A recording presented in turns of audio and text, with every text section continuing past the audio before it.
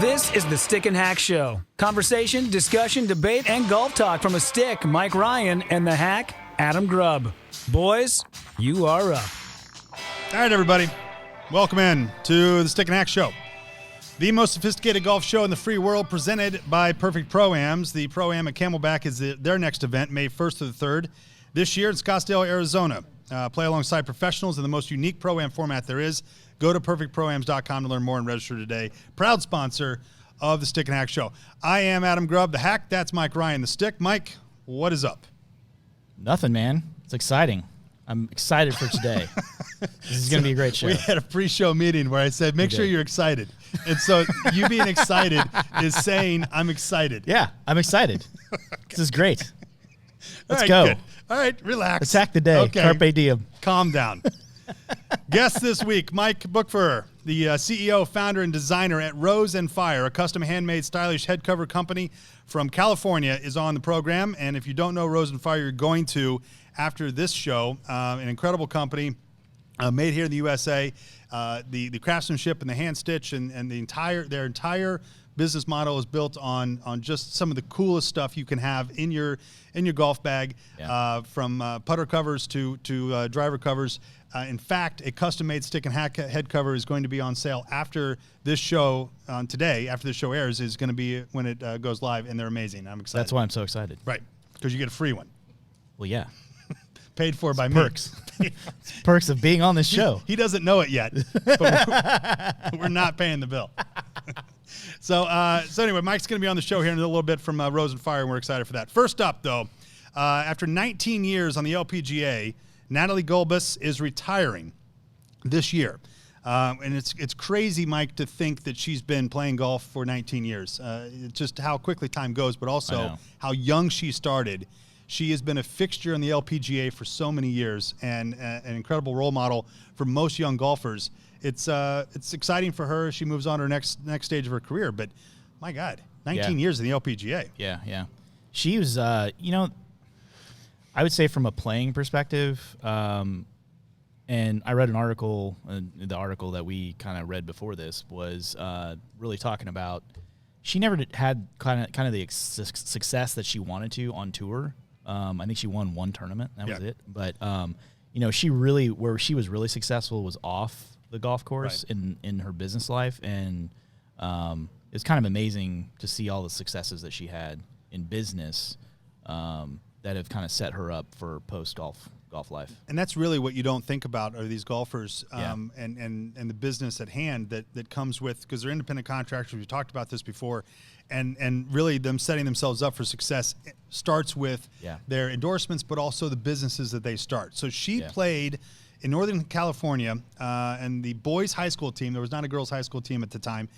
And she played on the boys' high school golf team. And at 18, with a chance to turn pro, she went to the LPGA Q school, earned her card immediately, and has played since July of 2001. She's played in 361 professional events worldwide. She's won one. Yep. But she's had a very successful career as being that role model and the type of golfer that you would want your daughter or your son, really, quite frankly, anything, to emulate their excitement for the game, but her business savvy. And she's kept herself out of trouble. She's kept herself out of the limelight outside of being on the LPGA for so long. And I mean, it was 20 years. Yeah. I can't. Have you ever done anything for 20 years in a row? Golf. Right. Okay. Well, another classic Mike answer. But she's going to play in 10 events this year, and then she's going to hang it up. But she is far from being done. She is doing so much for the game and doing so much for women's golf and girls in the sport. Bringing up her impressive career in business is probably just starting. You're not. She has a show on Golf Channel, I believe. Yeah. You're going to hear a lot more from Natalie Gulbis here as time goes on. Yeah, I think you'll really start to see her kind of come out of her shell, because now she'll be able to, I think, focus on some of the other things off the golf course. Like, people always knocked her like she didn't focus on golf enough, and I don't think that's fair to her. I think if you really knew her and kind of read about her, she was on the golf course 90% of the time. That was like what she was doing. But honestly, she probably was on the golf course too much to her detriment. She's hurt now. Yeah. Well, that was what probably put her there, was she practiced too much, that kind of thing.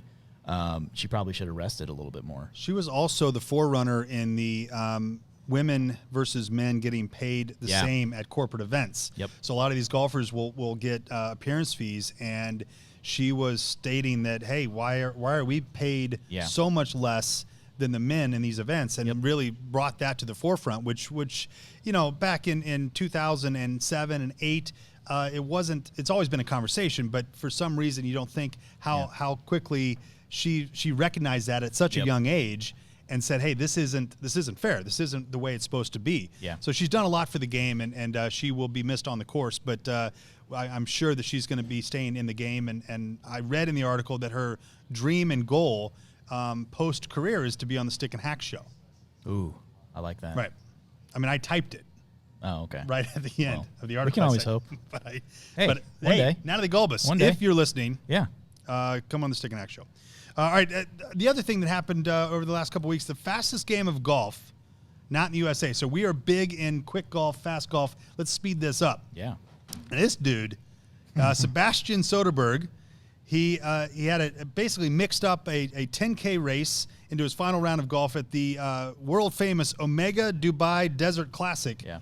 Which, Mike, I don't know if you watched that, but that tournament is something It's special. something, yeah. It's quite the spectacle. So he was dead last, and so he just said, you know what, forget it. I'm just going to play as quickly as I can, and hopefully I can play well. He's 29 years old, and he needed 97 minutes, just over an hour and a half, to shoot a 3-over par 75.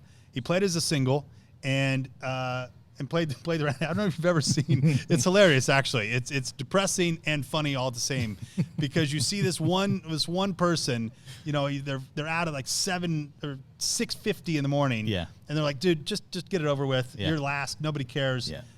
We care so little about you. We're not even going to give you a partner. You have to play it by yourself.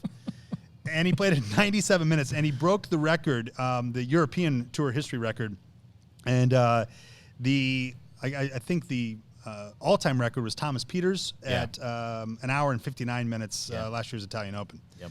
So it's unbelievable, that fast. And could you play around in that quick? I mean, you're basically running. And this dude is 29 years old, first of all. He's in shape, so those are two things we're not. He rocked it. Not running. I could do it with a golf cart. Who the hell could? My God. I'm just saying. That's the A worst. souped-up golf cart. Yeah. Even at that. I'm sorry. I gave you wrong information. Let me back up. Why? What'd you do? The record is 89 minutes.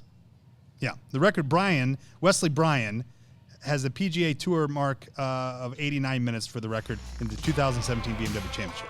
Yes. That's the record, 89. That's correct. Your boy, Sebastian So went for 97 minutes. I'm glad you cleared that up. Well, I want our listeners to understand that if we're factual, if we're nothing else. Yeah.